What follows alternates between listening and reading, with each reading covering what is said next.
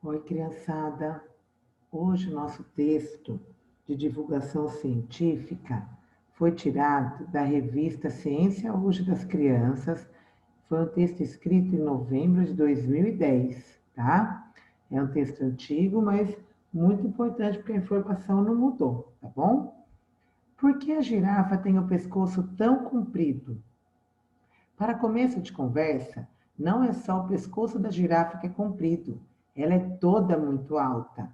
Mas acredite, os antepassados das girafas não eram assim. Esse animal foi adquirindo essa característica ao longo de muitos milhares de anos, num processo de transformação que se dá de forma lenta e é chamado de evolução. Essas transformações ou mutações que resultaram na girafa com a aparência de que conhecemos hoje aconteceram no material genético dos ancestrais dela, ou seja, os genes do animal, que são estruturas contidas nas células de qualquer ser vivo, guardando o que podemos chamar de código de suas características físicas. Começaram a sofrer mudanças. Com isso, alguns filhotes passaram a nascer um pouco mais altos e com o pescoço um pouco mais comprido. Provavelmente, o fato de serem mais esticados permitiu que esses animais tivessem acesso a novas fontes de alimento ou que pudessem perceber a aproximação de predadores com uma antecedência maior. Assim, esses filhotes mostraram maior capacidade de sobreviver do que os outros. Eles estavam, portanto, mais adaptados ao meio em que viviam. Como consequência, ao se reproduzirem, acabavam deixando uma quantidade maior de descendentes, sendo estes mais altos.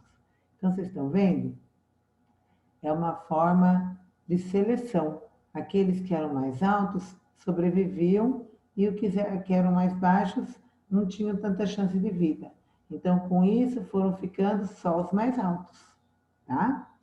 Então, ao longo de algumas gerações, o número de animais com o pescoço um pouco mais comprido foi aumentando, até que toda a espécie estivesse dominada por animais com tais características. A esse tipo de situação, os cientistas chamam de seleção natural. Esse processo se repetiu algumas vezes e, em cada uma delas, o resultado era que a população dos ancestrais da girafa ia se modificando. Ao mesmo tempo, esses animais iam se especializando em se alimentar das folhas que se localizavam nas partes mais altas das árvores.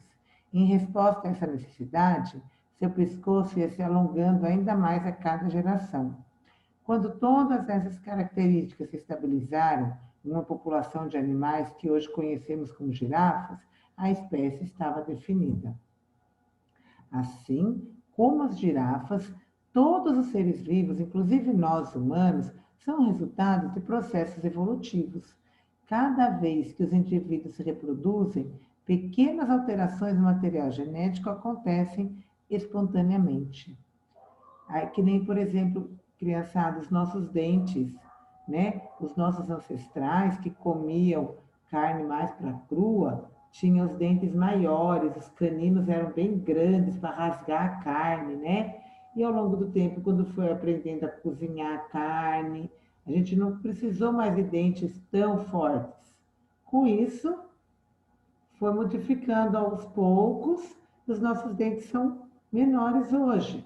Pelos, né? O ser humano não usava muita roupa, então tinha que ter muito pelo, né? Hoje em dia nós não precisamos de tanto, então foi evoluindo. Então as espécies vão evoluindo até chegar numa maneira correta, né? Do jeito que nós estamos hoje. Assim como os animais também. Portanto, podemos dizer que estamos em constante, todos em constante evolução. Eider Lima Queiroz, Instituto de Desenvolvimento Sustentável, Mamirauá. Certo? Espero que vocês tenham aprendido mais um pouco. Um beijão para vocês.